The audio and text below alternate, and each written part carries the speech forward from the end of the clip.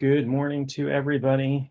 If it's morning where you are, or whatever time of day it is, good to see you. I'm going to talk about magic today. I believe I magicked my printer. I was going to have some notes to go by today, and my printer seems to be jammed. There's definitely something off with it. So I'll try to fix it later. But let's talk about magic. I'm just going to wait for a few more people to join. Um, Normally, I get some people on YouTube. Good morning. First one here, as always. Um, I'm on TikTok over here. I'm on YouTube and Facebook and Twitter, X, whatever you call it these days over here. I don't use Twitter that much. I know people who do, who are like authors, and their publisher demands they do it. I'm not there yet. So, I'm on Twitter. I realize my glasses are really uneven. This happens because my dog grabs my glasses um, and messes them up. I got to show you. These are my, look how messed up that is. I had to use epoxy to fix them. These were like super expensive glasses that protect my eyes from glare and stuff. And my dog just went chomp, chomp. So, good morning to you all. Another Shamanic coffee hour. I haven't done one of these in a long time. It's been a few weeks. There's a couple reasons for that. One is I'm in the middle of teaching a class, which has taken a lot of attention. I love it. I absolutely love the class. The class I'm teaching is called Energy Body Alchemy.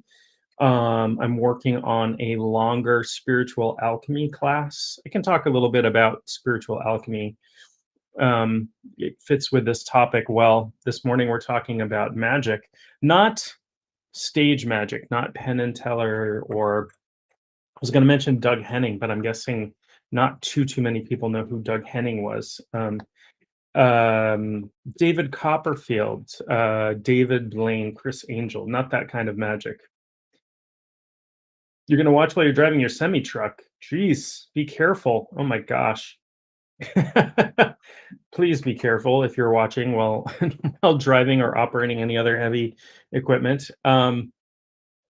So we're going to talk about magic today, and I'm going to talk specifically about some of the models about how magic might work. But the first thing I need to do kind of is to define magic and talk about what I mean when I use the word magic. And I spell magic without the K. I know some people spell Magick. That was popularized by Aleister Crowley in the early 20th century in order to separate his practices from stage magic. So the kind of magic I was talking about, Penn and Teller, Doug Henning, whoever you want to, imagine. I'm drinking, I think Starbucks coffee this morning, and I got my big mug. So, magic, let's talk about what magic is. Let's define it just so that you know what I mean when I say that word.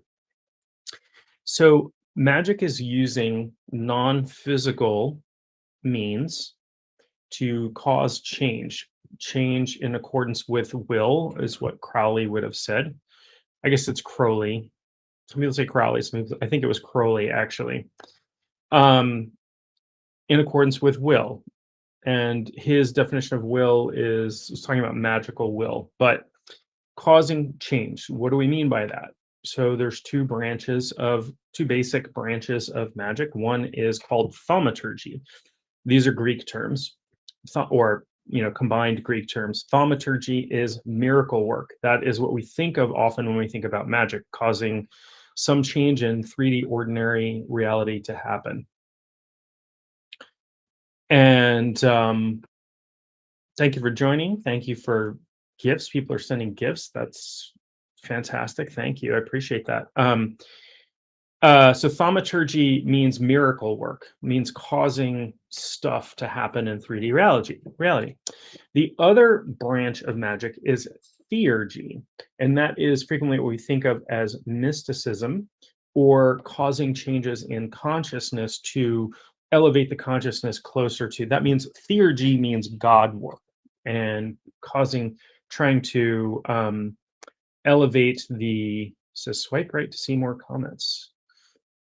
I don't see comments, but okay.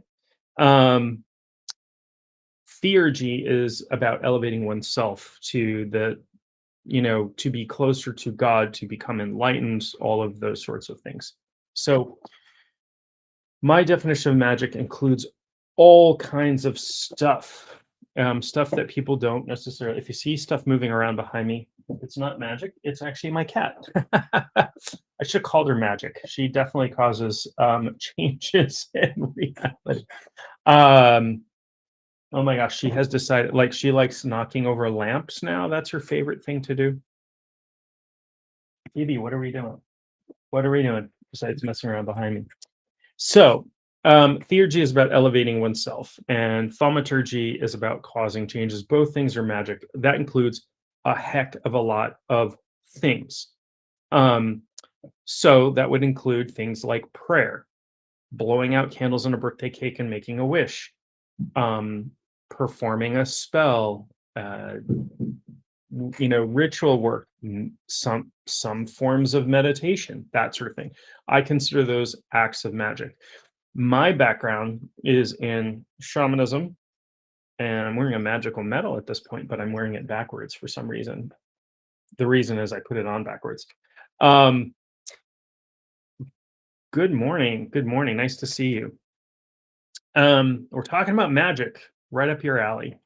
Hopefully right up your alley. Hopefully right up everybody's alley who's joined. Okay. So magic includes a lot of various types of activities, and there are some models about how these activities work. People forever have been thinking about magic. So anyway, my background is in shamanism, folk magic, also practice some ceremonial magic, um, and ceremonial magic. And in a moment, I'll draw a distinction between sort of magic and religion. Although religion certainly can encompass magical acts. When I pray, or if you pray for changes in the world to happen, that is a magical act, whether you think it is or not. And I realize that some religions say that magic is a no-no, magic is evil, don't do magic, don't practice magic, don't practice witchcraft, don't practice fortune telling. I know, I know. However, there are exceptions in all of the holy texts that also prohibit those same things. So, you know, and a lot of magic, uh, a lot of magic. There's a lot of magic that comes out of Judeo-Christianity, particularly in the Middle Ages, medieval times, Renaissance. Look at John Dee, the Enochian system of magic, all deals with angels. There are, there's all different kinds of magic. So my background, so shamanism, in my opinion, it's the oldest form of magic that has been continuously practiced by human beings forever. Now, I could be wrong about that. I am open to learning new things, but it's the oldest thing I know of because we have evidence of its practice tens of thousands of years ago, right? Cave paintings, rock art, grave goods, all kinds of stuff. We have evidence of that.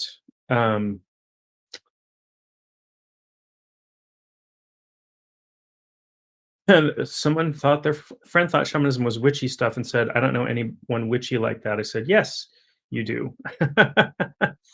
um, yeah, I mean, there are there's certainly shamanic witches out there. There are schools of witchcraft.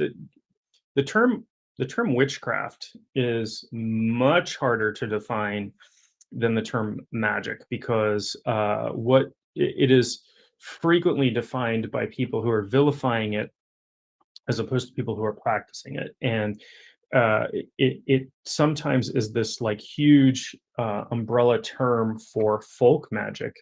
Um, which is not, not necessarily accurate depending on who you ask. Words are tough when we start dealing with this stuff. Um,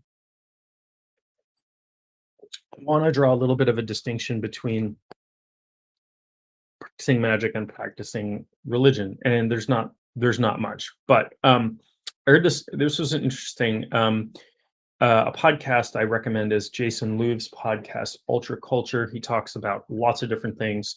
Um, but he's a practitioner of ceremonial magic, particularly Golden Dawn style ceremonial magic, which I have some experience with.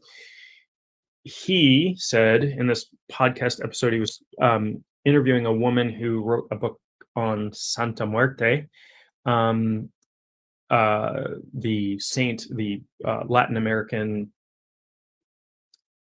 I don't want to say goddess, syncretic figure of death that is, prayed to, and magic is done with her, and people light candles and have altars and all kinds of stuff. Very, very popular in Latin America. And one might ask, why would people be worshiping a death figure like that? Very common, um, very common throughout cultures. You've got Kali in Hindu religion. You've got Santa Muerte. You've got the angel of death in Christianity. Above all, you've got so there's a lot of that. There's a lot of that. Unnamed life force, prana. So that is one. Yeah, that's one model of magic. Is we call it the energetic model, the life force, the prana. And I'm going to go through some of the models. I made a list because I wouldn't remember. It would slip my mind. I'll read off my list. But I will go through that this morning. And oh, you're very welcome.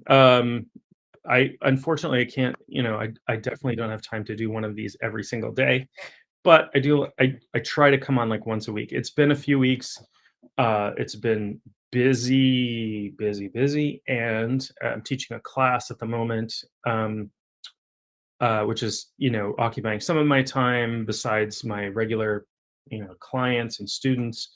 And I'm going through a little bit of an initiation, in all disclosure, which, in shamanic terms, it means my life got shaken up pretty badly recently, which, continues to happen. But what I find is that my spiritual practice helps me handle it a lot better. So, let's get into some models of magic this morning. And I apologize for reading. I just don't want to forget anything. So the first model we've already kind of touched on that a little bit, which is the energy model, right? So there's a cross-cultural, many different cultures. There are. Oh, good. Glad to hear that is the same for you. And I assume that means that your spiritual practices help you handle initiations a little bit better. So in the energy model, there is non-physical energy that we can wield for specific magical purposes, right? So cross-culturally, I should probably compile a list at some point. There are all kinds of different terms for non-physical energy. Probably the most common is qi in Chinese medicine, which is the energy that goes through. Yes, glad to hear it. Glad to hear it. Qi, which is the Chinese word, or ki, which is the Japanese term for it. Prana in Sanskrit, right? Pranayam is breath work, energy breath work. And there's different forms, Kundalini energy and all of this stuff. But, basically there's non-physical energy. And in this, there's etheric energy, there's prana, there's ruach, there's mana. There's so many different terms for this spiritual energy. And that in learning how to wield and focus that, we can cause changes in ourselves, changes in reality. I'll say this. So the class that I'm teaching right now is called Energy Body Alchemy. So we're doing a lot of energy body work, and so we're working with a lot of this stuff in the class that it's a 28-day class. We're about halfway through. It's been a great class. It's been absolutely fantastic. I could not have wished for a better group of people to go through the class. They've been so active and helping each other out and forming community around the class. And I just, um, d- gosh, I just live for that. So great. So there's non-physical energy. I can wield that to do things. Maybe I don't have telekinesis, but maybe I can, cause things to float through the air. This is a little jingly bell. You probably can't hear it. It's very soft. Um, but I can wield energy. I can focus my energy on something and cause change to happen in my consciousness. If I get Kundalini to rise up through the central channel of my body, the Shushumna, can create a much higher form of consciousness, right? But also I can affect things. And if you gosh, I don't have a wand handy, but wands are very common in magical use, not just in stage magic, but wands and they are, one viewpoint, they're phallic symbols, but they're meant to focus energy, right? In the magical tool set, the Western magical tool set, you'll have a wand and a sword or a dagger or an atame or whatever you want to call it. These are masculine, considered traditional masculine tools, and then you'll have a cup and a disc, or a cup and a bowl, or a cup and a pentacle, and those are considered traditional feminine side, and you want to balance both of those things out. So the energy model was one model, the manipulation of unseen energies.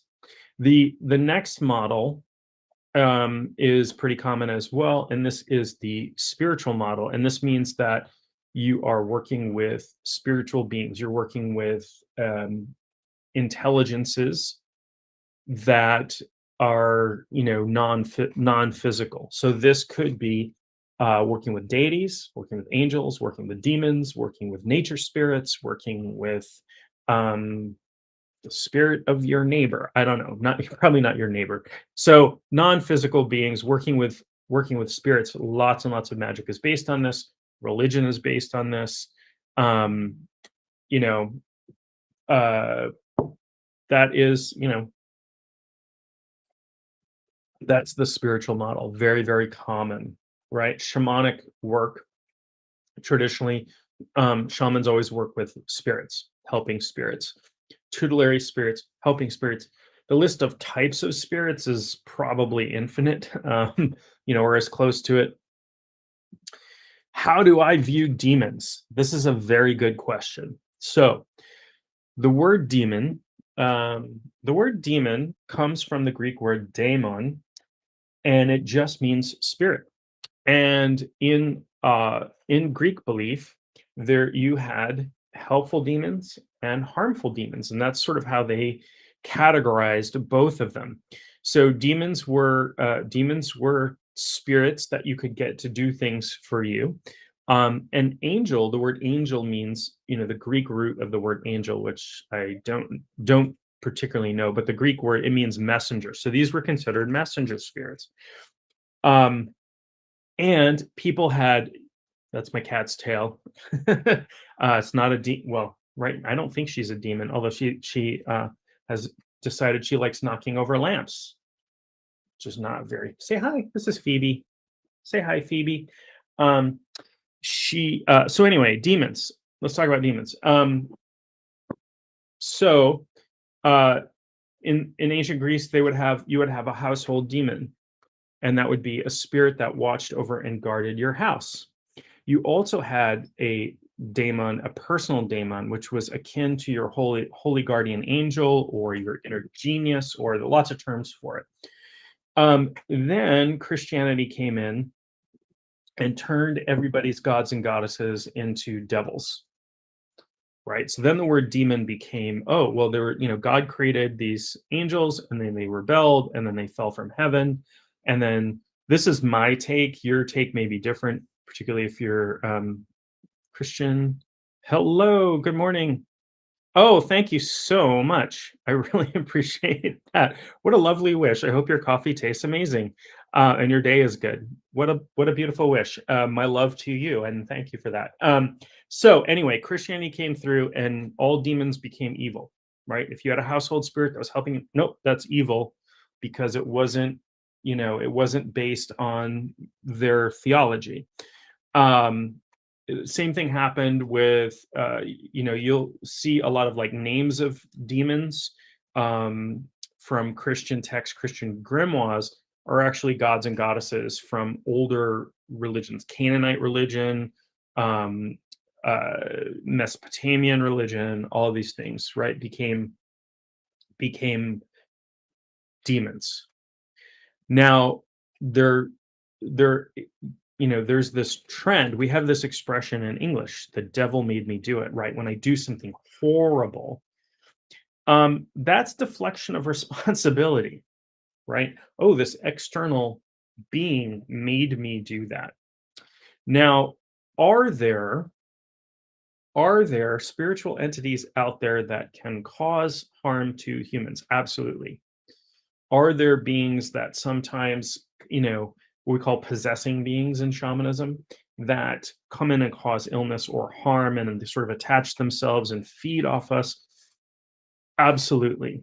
A good example of that um, are some disembodied humans, so what we call ghosts, right? So uh, spiritual beings that were deceased humans that feed off emotional energy, which is why we become so afraid of ghosts and that sort of thing, right? Yeah, yeah. So yeah, there are absolutely, they have their own power and story.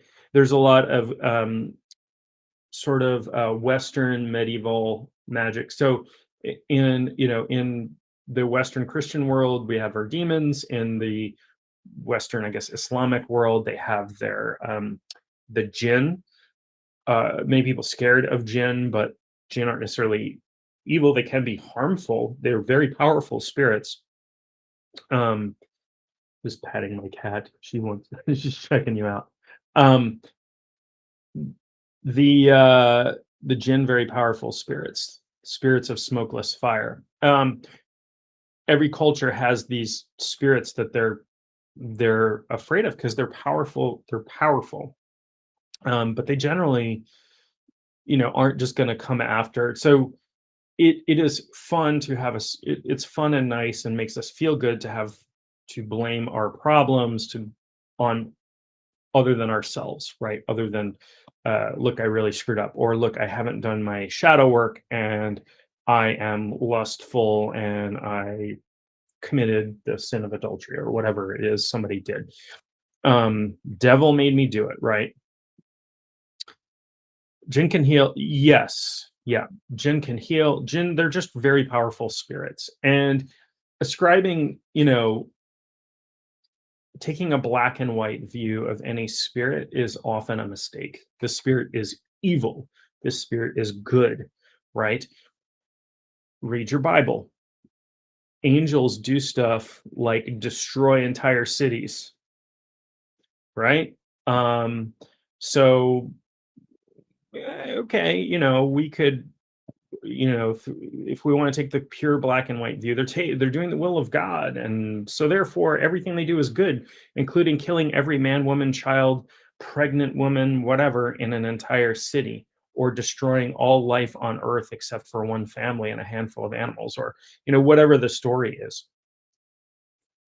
right? So life in general is much more black and white than good versus evil, right? But it's very easy. It is intellectually less taxing for us just to put everything into a neat little box. And the spiritual world is way as complex as the human world is. Think about Think about if you had human-like intelligences or even more advanced intelligences, and there were millions of varieties of them. Like, that's really complex. And so people tend to simplify things. So anyway, I hope that answers your question. I've gone off for quite a long time about demons, but that's that's my take. Um, People who become possessed by demons are tend to be religious people, right? Who believe in that. And I'm not saying there aren't possessing beings that influence people or whatever, but the type of stuff we see in The Exorcist and whatever, in my experience, just is not that realistic. Oh, you're very welcome. You are so welcome for the information. All right, moving on to the next model of magic is the psychological model of magic, and that is we are working particularly with our belief system. We are working with symbols and particularly the unconscious, and that our unconscious has the power to shape our world. That's a very powerful because that puts a lot of power into our hands, right? And so I don't do this work. I don't really do this work, but I have a background in hypnotherapy and am a certified hypnotherapist, and I have seen some amazing demonstrations of hypnotherapy where um, they would touch somebody's arm with something and say, "This is a lit match." Under, this person's in trance in a deep hypnotic state, touch their hand with something like a pencil, just like an eraser, and say, "This is a lit match," and touch it, and a blister forms on the skin. And that's the power of your subconscious.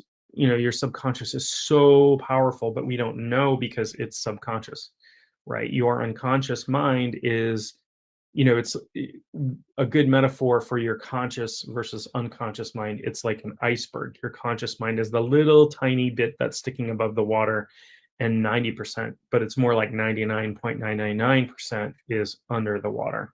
So your conscious mind can process like 11 bits of information a second. Your unconscious mind is processing like a million bits a second, something like that. It's crazy. Think about this. This is the way that I explain the how powerful your unconscious mind is. And you may have actually had an experience like this, but you'll understand how, when I explain this. So imagine you're in a crowded restaurant and there's lots of conversations happening around you. It's quite, cacophonous. How's that for an SAT word? Cacophony. So it's very loud. There's lots of conversations going on, and you are sitting there with somebody else, and you're focused on them, and you're not paying attention to any of the conversations around you consciously. And then somebody says your name, and instantly you tune. And my name's John. It's so common, particularly with people my age.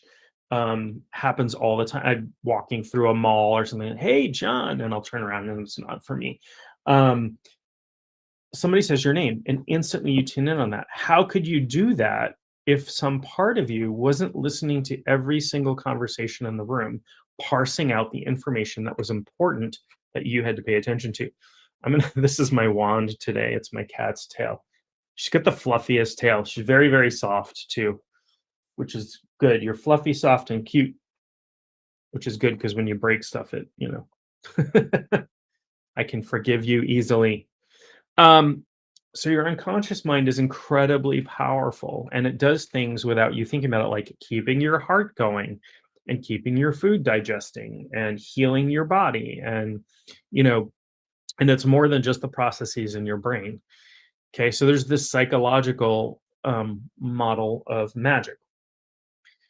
Another model of magic, which is a little bit newer, is the information model, which sort of goes. People trying to explain how non-physical things work often go to the quantum physics angle. I think it's a little personally, I think it's a little bit overplayed, although I will sometimes talk about quantum effects. I don't know enough about quantum physics, and most people don't, to make it make sense. But um, the, even science will say things like, scientists will say things like, consciousness is a, probably a quantum effect.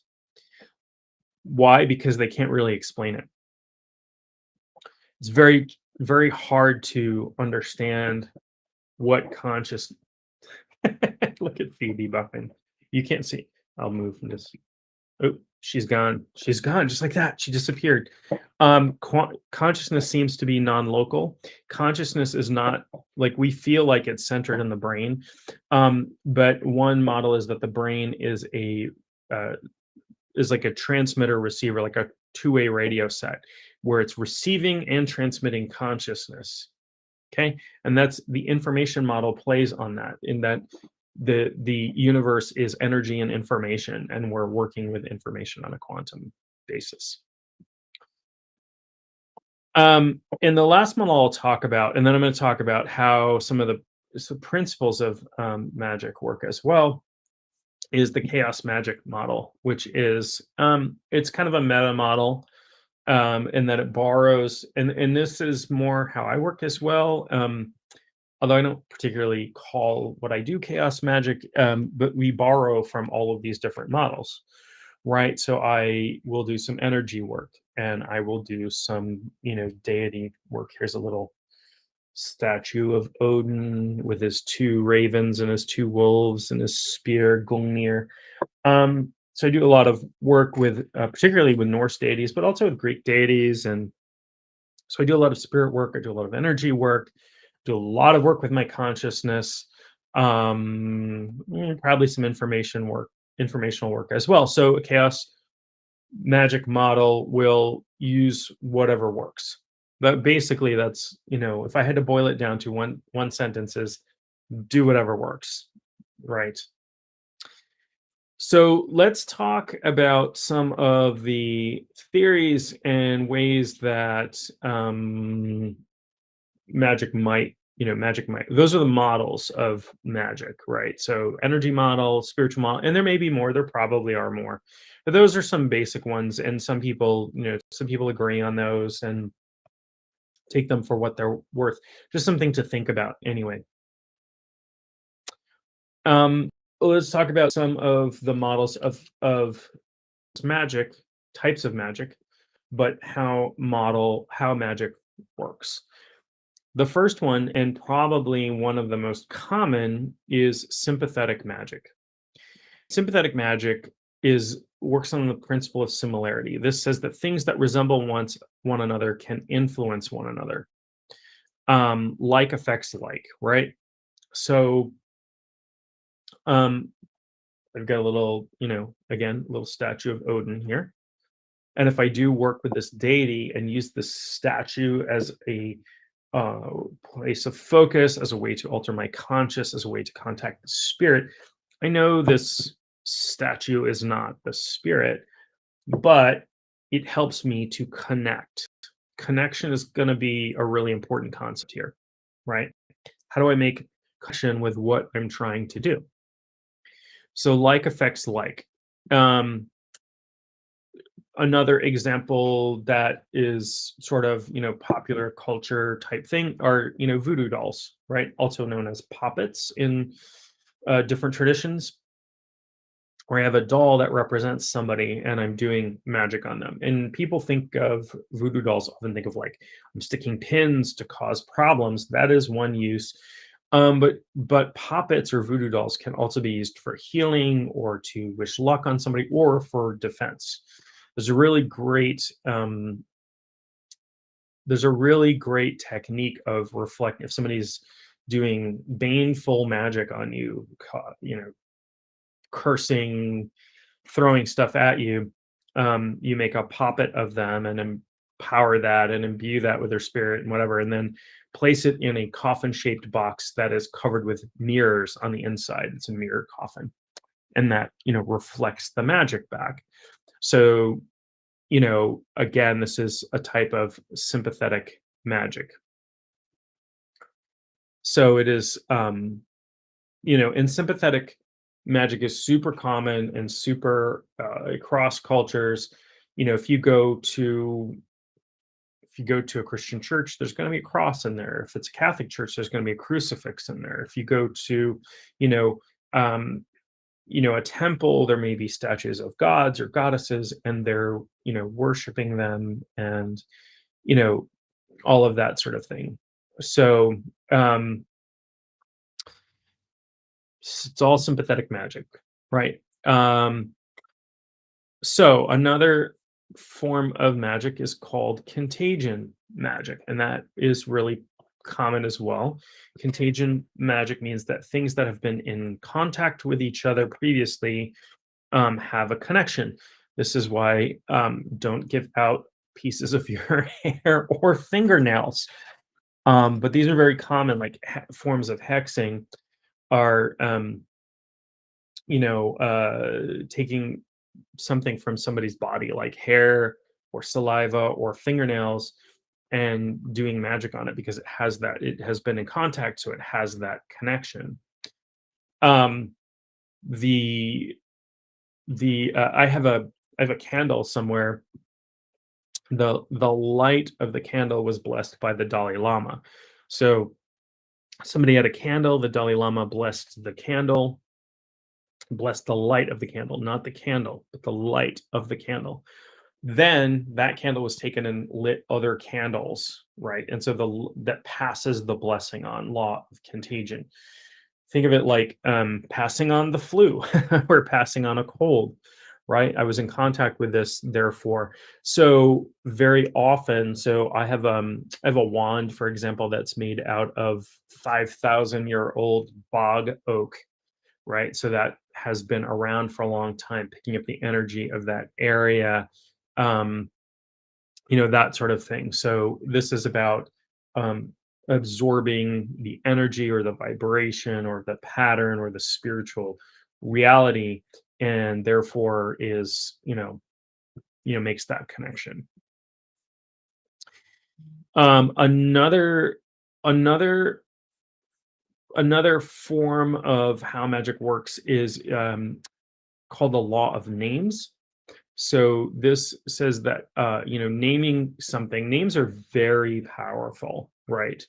Knowing the secret name or the true name of somebody or a spiritual name, there are traditions. So I'm thinking of like Golden Dawn tradition and OTO and sort of the predecessors or antecedents, I guess, not predecessors, but where you will be given a magical motto, right? Usually in Latin, not always, but usually in Latin. You'll be given a magical motto, and your magical name in that order will be frater for brother or soror sister, and then the initials of that model. So if your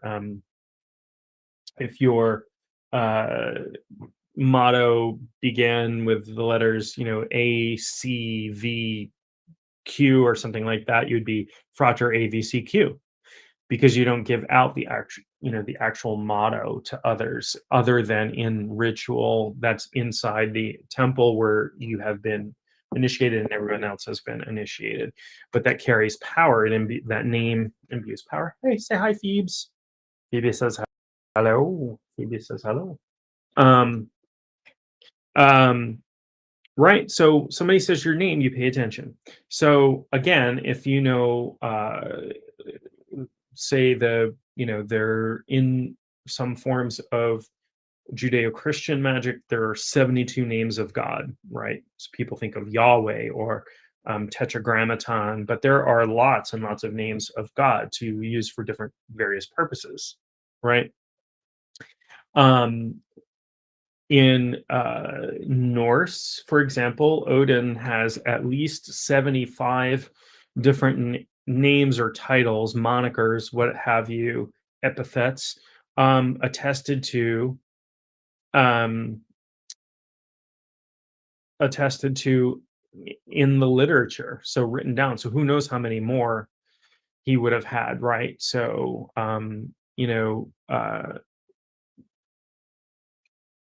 so knowing those, or can be helpful in channeling things. So we have a question. Question is there anything we should consider with buying antique furniture or secondhand furniture? Are there residuals potentially? Yeah, absolutely. There can absolutely be residual energy. So what I recommend doing, first of all, don't buy antiques or secondhand furniture without, just, I mean, you can buy it, but don't bring it into your house before you can make contact with it. And so I actually recommend like really, really tuning in. If you're in an antique shop, for example, I'll never forget. I was in this big like antique. I don't know what you want to call it. It was almost like a giant airplane hangar in this town where they sold antiques. So there were all of these like booths with all of these antique dealers in it, sort of like a flea market, but everything was, antiques. And I was in there with my girlfriend, and we were walking around and got to one area. And we both like something rocked us back, and it was a little girl's dress, and we both knew without saying a word.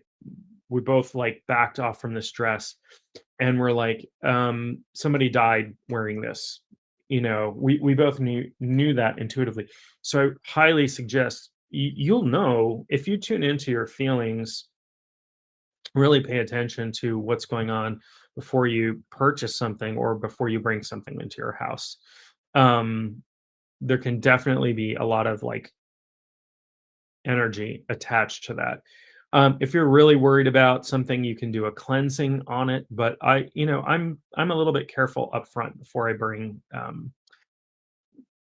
antiques or stuff like that. I don't have a lot of antique or second hand stuff. I have a few things like, um, I have my grandmother's a school teacher, and I have a bell of hers on an altar of mine. Everything's been cleansed. And so they're, but yes, so following the law of contagion, you do have to be concerned about antiques and second, even stuff that's not antique, secondhand stuff. I did a space clearing for a client in Switzerland one time, and I did it remotely. So he didn't fly me out to Switzerland, unfortunately, because I love Switzerland. Um, but I did it remotely, and so basically, I'm getting the lay. I'm doing shamanic journey, getting the lay of the land, and I go, there's a piece of furniture in a back room here that didn't belong to you. That whatever is like, oh yeah, there's like a wardrobe in there that the people who owned this place before left. I'm like, you got to burn some sage in there, man. Like that's causing problems in your household. Like that is definitely an issue. And he was like, "Oh yeah, I felt really weird stuff around that wardrobe." Um, so going along with the next the next item after the law of names. So knowing the names of spirits, gods, individuals grants you authority. Authority is a principle. Yeah, I'll do a talk on principles, magical principles at some point, but authority is a big one, right? You can't do a whole lot of magic if you don't have the I get this great book. If you're interested, I'll recommend stuff. This is called Seven Spheres. It's kind of an expensive book. Seems thin, seems expensive for a thin book, but in my opinion, it's the information in it. Is it useful or is it not useful? Pardon me, my phone is ringing somewhere. Don't know where it is. Oh, it's ringing here. It's right in front of me. Jeez. Okay. Okay. Um, uh, my brain. I haven't finished my coffee yet, so that's what's going on. I lost track, but I recommend this book, Seven Spheres by Rufus Opus. If that's not his real name, but if you're interested in this, is based on Orphic hymns, Greek magic, planetary magic. Powerful, powerful old stuff, thousands of years old. Older than a lot of sort of medieval grimoire magic, that sort of thing. Super powerful, contacting the gods and goddesses associated with planets, Jupiter, the seven known planets from the ancient world. They didn't know about Pluto and Uranus before, although Uranus is still a god. Uranus, as they call him, or Uranus, if you're a 13-year-old boy, as I am. Um, Uranus. The he talks about Metis, who's a Greek goddess, but representing confidence in what one is doing. And one of the things I really love in this book is he talks about being a king in your own world. And it doesn't matter what your gender is. I realize that the term king is often applied to um, or almost always applied to men and queen applied to women. He's talking about being a king and what that means. And being that when you're doing magic, authority is important. If you do almost anything with authority, and when I was young, late teens, early 20s, um, I used to not break into places, but um, uh, I used to take pleasure in getting into places that were hard to get into. For example, walking into a place that you needed authorization to be into, not breaking in, not breaking any laws, not doing anything wrong, but just like, hey, And part of what I would do was walk like make my body language walk, take on the attitude that I belonged there, and almost nobody would question that. Um, How can I intensify the energy I put into the project? Um, yeah, I mean, if you don't like reading, I mean, unfortunately, that book, I'm going to recommend another book to you. Uh, if you're making something with your hands, you know, one principle of energy is that energy follows attention. So if you place attention, the more attention you place into your hands, but you can do energy work as well. This is a good book. I recommend Robert Bruce's Energy Work. Um, love this book. Absolutely love this book. It is it's the best book I've ever read on doing energy work. If you just heard that crash, my cat just knocked a box of stuff off my desk and it's probably all over the floor and knocking stuff around. She is a terror this morning. I'll pick it up after the call. Welcome, welcome. Um, I'm so glad that, and thank you for inviting people in. Thank you for your kind words. Um, I'm the second person to recommend this one. Well, that says something, right? Um, there you go. Energy work. Yes. I love energy work myself. I come from a martial arts background, so used to doing Tai Chi, Qigong, all of those, lots of energy work. Yeah, if you have Audible, I mean, that's good. I have Audible as well, and I love listening to audiobooks. Some things aren't like this book in particular is not available as an audiobook. Um, I don't know if this one is or not available as an audiobook. So you know, some stuff, unfortunately, some stuff you just have to read. Um, so anyway, so yeah, do energy work to get energy into your hands. So when you're making things, you're imbuing it. But also get used to projecting emotion into what you're doing. So something can be said for food tasting better, for example, when it's prepared with love. So I think that's absolutely true. If you prepare food with love, it's actually more nurturing. It tastes better. I may have to shoo my animals. Oh, I apologize. I've got to walk away for just a second. I will be right back. There's some valuable items on the floor that I don't want my dog to eat. So I will take a moment just to pick up the stuff my cat has knocked onto the floor. All right, thanks, kitty. Thank you for doing that. Oh my gosh. Stuff. What a mess. What a mess. Okay.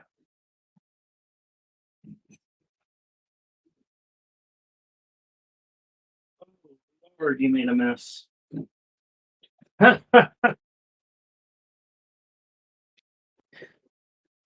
That cat, I tell you. Oops. Just dropped. Everybody I know who's into shamanism has a ton of these little figures. This is a little bear. He's got a little fish in his mouth. Somebody gave that was a gift.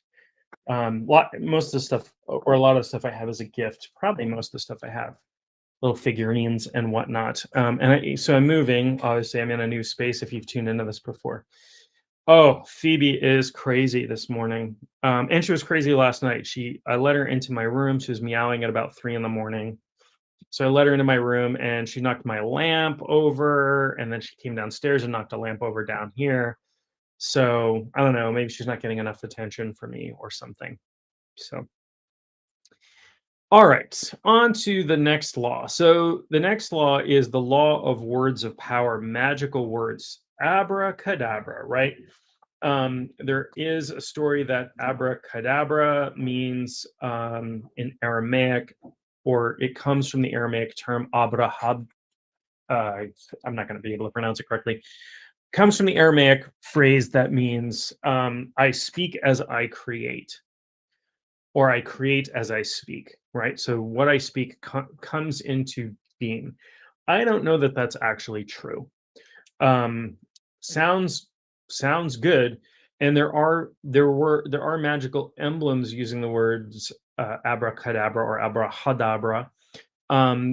There is a very magical triangular talisman that uses that phrase. And we can think of it from cartoons, abracadabra, or Bugs Bunny is my favorite one, hocus pocus.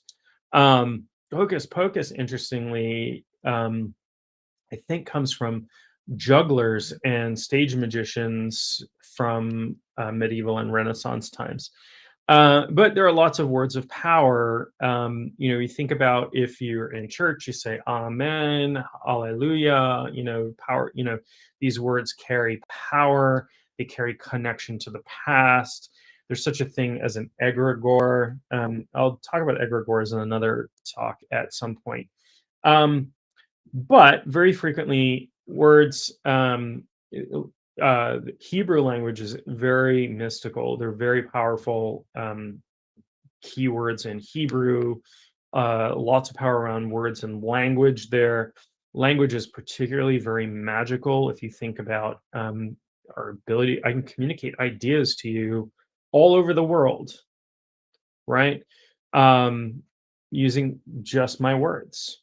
So things like written, even written down, but speaking words out loud. I'll say something.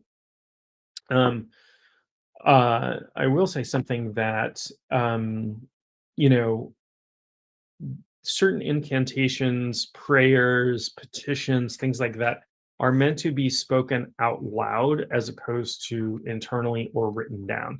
And the reason for that is you're causing vibrations, you're causing sound wave vibrations in the air with your vocal cords. And so whispering, if you whisper, I'm going to do a stage whisper. If you whisper, actual whispering doesn't vibrate your vocal cords. There are some, magical works that are done by whispering, but some that are absolutely not. And there are magical voices, meaning ways to use your voice to imbue power into what you're saying. It's a little beyond the scope of this talk, but I'll say this: if you have any experience with singing, singing is fantastic. There are things that are meant to be sung, poetry, that sort of thing. But um, if you know how to sing, you know how to, difference between chest voice, throat voice, and head voice, right? So you have different registers of your voice. So if I talk up here, it's all coming out my nose, right? I sound like Mickey Mouse. But if I talk down here, it's coming out of my chest. The more vibration I can cause with words of power frequently, the better. The more powerful, the more vibration I can put behind it.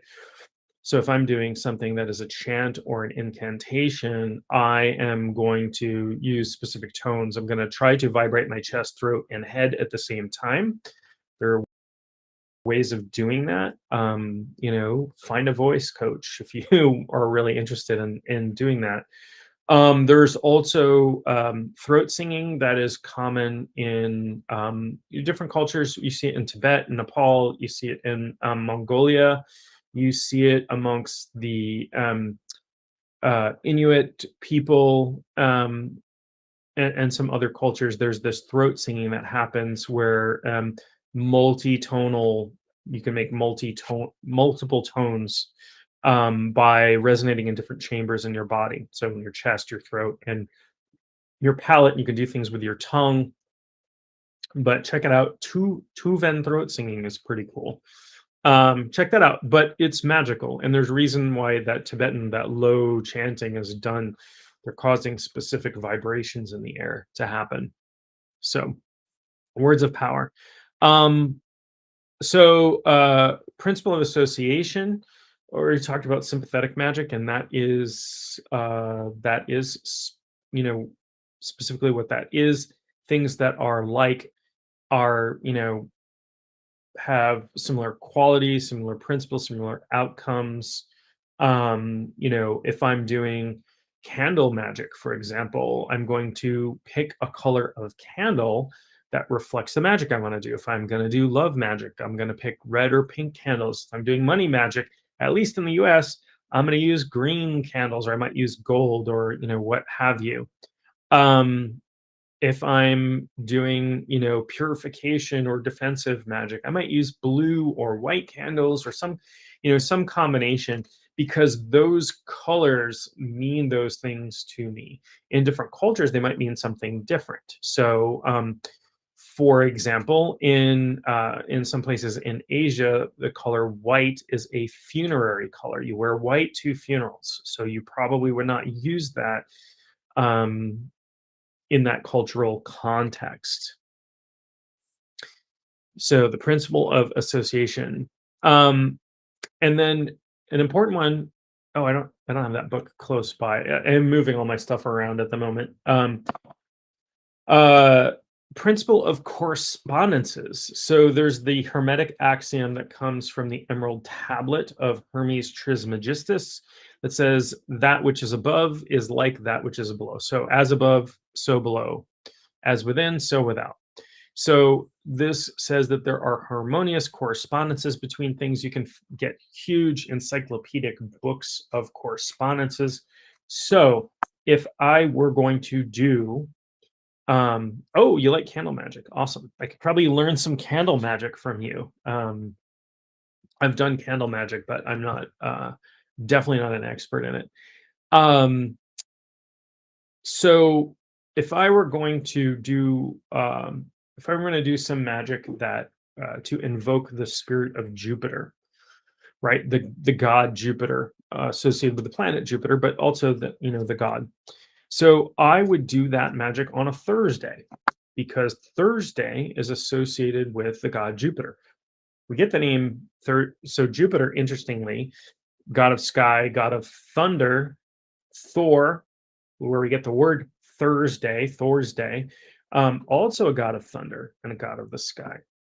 Also war gods, and there's a lot of overlap. So there's correspondence there, right?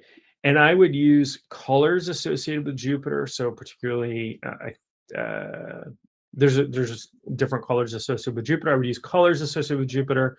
I might use a talisman associated with Jupiter. I might use incense associated with Jupiter. So all of these things.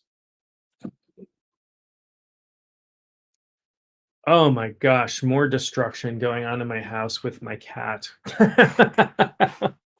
um I'm gonna have a lot to clean up when I'm finished with this. She is just knocking stuff over. She's like, pay attention to me. Um, she has been fed. She has had all kinds of pats and stuff this morning. She has just decided that it's time to wreak havoc. And the dog is like running around. I don't know what to do with this situation. Yeah, so offerings are huge. Offerings are big. If you are doing any sort of magic dealing with spirits, and you want to pump up the volume, so to speak, you would, I suggest learning to leave offerings and make sure they're appropriate offerings. So, for example, I have worked with Hecate, the Greek goddess of lots of things, but particularly of witchcraft, magic, um, she's another death goddess. Um, she, traditional offering for her is honey and eggs. So I would do that if I were working with the Nagas, which are serpent or dragon spirits in Nepal. You would never offer meat to them. They would be offensive, actually, and could cause some backlash. So, again, if you're going to make offerings, make sure Hecate is absolutely amazing. Yes, I completely agree. She's also a mother goddess. I find it interesting the cultures that have a mother goddess that is also associated with death, like Hecate, like Kali, and some others, some Mesoamerican goddesses of death as well, and that are worshipped worldwide. I'm trying to think of the consort of Vajrakilaya, who is a Nepalese Tibetan Buddhist deity who has a consort, but I um, can't remember who she is. But so anyway, the principle you would want to make the things that you're doing, the things that you're using, the materials that you're using correspond to the deity that you're working with, or spirit, or the energy that you're working with. So this covers several principles actually, but so in training martial arts, I train in Japanese martial arts, would put on a kimono, right? Put on a jujitsu gi uniform, which the top is a kimono, and tie on the belt. So this is taking on the energy and the correspondence of the culture from which the I don't know what's going on. This says verify to continue. Verify to continue. I don't know. Unable to verify. What is going on? Live will end in 44 seconds. Drag the puzzle piece. Oh, okay. I'm sorry. On my live interface. Yeah, my live interface. Apparently on TikTok, they want to make sure that you're actually still live. I don't know. So I think maybe about to outlaw TikTok in the US or something. There's something going on. Um, Interesting that. So you would want to use correspondences. You would want to use correspondences depending on the work. Again, like the color candle you use, or the crystal you choose to use if you're doing specific type of work. Not even if you're not working with a specific spirit, you would want things to have correspondences, right? Here's an offbeat question. You're trying to get an elemental to leave you alone, because I know I'm not the only one wondering. Um, so you have an elemental spirit that's like, they have 6 months to sell or be banned. We'll see what happens with that. Yeah, I mean, someone will, if they're outlawed in the US, someone will buy them because, there's a built-in audience of tens or hundreds of millions of people. I don't know how many people use TikTok. It's one of the most my kids are on it all the time. I'm not on it that much, but I'm doing live through there now. So um, you know, there are a few ways that I can think of to get an elemental to leave you alone. You can call on, so you can find out who that elemental's boss is, right? So there are the top in many orders. In the Western view, there are orders of authority. So first of all, if oh, so this is a spirit of place near a historic trail. Um, so there's lots of things you can do. I wouldn't try to banish a spirit of place because that's its home. You can appeal. So there's a few things. You can appeal to that spirit. You can make offerings to that spirit and say, "Please leave me alone." And if you do, I'll bring you more of what you like. So working out a deal is one way. Another deal is you can appeal to that. If it is an elemental spirit, you can appeal to that spirit's boss. So there are kings of the elements, right? So there are in the Western model, there are there are orders of angels going up to archangels. There are orders of elementals. So, at the bottom level, you have the sort of the foot soldiers, but there's a king of each element. Find out who that is. You can appeal to them and say, "Hey, this land spirit." I mean, I'm assuming you're talking about an actual elemental spirit and not just a spirit of place that's bugging you as you walk through. Um, but I wouldn't try to banish spirit of place. That's sort of like I'm going to walk over to my neighbor's house and kick them out because I don't like them mowing their lawn at 8 in the morning. Um, that wouldn't be a very nice thing for me to do, and might result in some backlash. So, make a deal, make offerings when you go through the area. Um, oh yeah, planting a tree. Yeah. Yes, absolutely. Um, okay, so you're challenged with some elemental spirit. Yeah, make offerings. I think I will often, and I try to always do this, if I go out in nature, which is pretty frequently, even into my backyard, or if I'm on a hike or whatever, bring something as an offering. It doesn't have to be complex.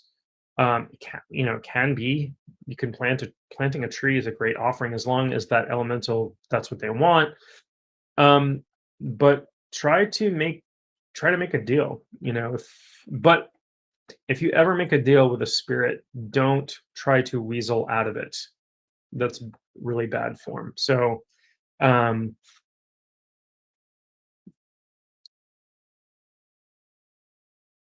we're tragic hit. Tied to Native American people. So, are you sure it's an elemental spirit and not like a deceased on the Trail of Tears? Okay. So, are you sure it's not like a deceased being? I mean, I guess I would want more details, but if it's a deceased human, then you would want maybe somebody to psychopomp that spirit, which I've done. And I've done that with native spirits on a battleground before. It's complicated work and it's very difficult and challenging. But stuck spirits, like deceased humans, are not meant to be stuck. If it is an actual, it can be another type of spirit, it can be a nature spirit that is maybe feeding off of energy in the area, so it's causing havoc. So give it another form of energy that's more palatable, like an offering, and find out what a traditional offering is. So when I go out in nature, when I go on a hike or whatever, I will bring things to offer. So in my area, that would be cornmeal, tobacco is a good one. I will buy bags of tobacco rustica, which is like the old form of tobacco before it all got hybridized by the cigarette companies and stuff. Um, Tapped into it. Couldn't pinpoint it though. I just knew it was not a person. Okay, so it's not a deceased person. So it's a spirit of place. It's probably a nature spirit. It may or may not be what would be considered an elemental. But I mean, I would try to make an offering and speak to it and say, "Hey, here's some cornmeal, or here's some tobacco, or here's a nice pretty stone. And if you let me be, when I come through here again, I will make another offering. So I would try to make a deal with it rather than trying to banish or something. But then also have your own spiritual boundaries. Also, like, don't put up with nonsense from spirits just because they're spirits. If they're doing things that are not okay, say that's not okay. I don't accept that. I don't take that in. So a lot of this is that concept from this book of metis, which is confidence and authority in what you're doing, right? So I'm the kind of person that frequently has paranormal activity around them, seem to attract it. Other people have noticed when they spend time with me, paranormal activity happens a lot. And so sometimes it's okay. Sometimes it's just funny or intriguing or whatever. And sometimes it's annoying. Like, I don't want to be woken up in the middle. My cat does enough of this, waking me up in the middle of the night stuff. I don't want spirits to be doing that. So I'll tell them, look, you got to go away for now. You can come back in. They mentioned tobacco. Yeah, so tobacco is a good one. If you can get tobacco rustica, it has a better vibration than the commercially available stuff, but you don't have to. Like, I don't think tobacco rustica is extremely expensive. I've bought like huge bags of it before and didn't spend a lot of money on it. So it's just a plant that grows.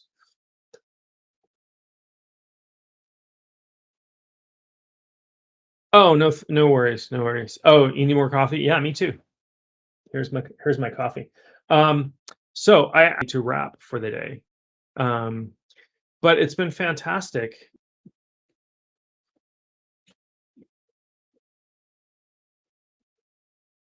That must be between you two. I don't know what that is.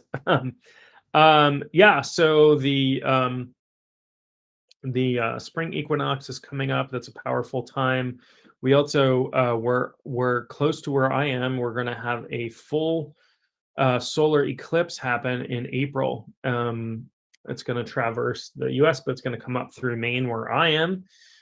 Excited about that. I got to get some eclipse glasses to protect my eyeballs so I can check that out. But these are powerful times to do rituals. The solstices, equinoxes, halfway points between those, um, eclipses, new moons, full moons. There's all of these like auspicious times to do different rituals. So, um, 2 days before your birthday, well, happy birthday. Yes, it's going to be powerful for sure. Happy upcoming birthday. Um, there's lots of birthdays going on in my life in this time. So, um, my birthday was last month, and I know lots of people. I actually share a birthday with a good friend of mine, and my brother's birthday is a few days before, and so up until like this week, I have a ton of birthdays in my life. Anyway, I got to run for the day, start my day. I've been talking for an hour and 15 minutes. Thank you all. Thank you everybody for tuning in. I really, I appreciate it. I appreciate your comments. I appreciate your contributions. I appreciate um, your, uh, your, uh, just being here, your presence, your energy, your attention. Um, Thanks for tuning in. If this is your first time tuning in, make sure you subscribe. And if you want to know when I go live, again, you can click on that little bell thing as well. Oh, very nice to meet you as well. I hope to see you again. I hope to be doing these on a more regular basis, but the last few weeks have been chaotic. But dealing with the chaos is part of my spiritual training. So I try to take everything as a lesson and everything as training. So with that, I'm going to end for the day. Everybody enjoy your day. Enjoy your weekend. It's the weekend. It's Friday. So enjoy it. My love to you all.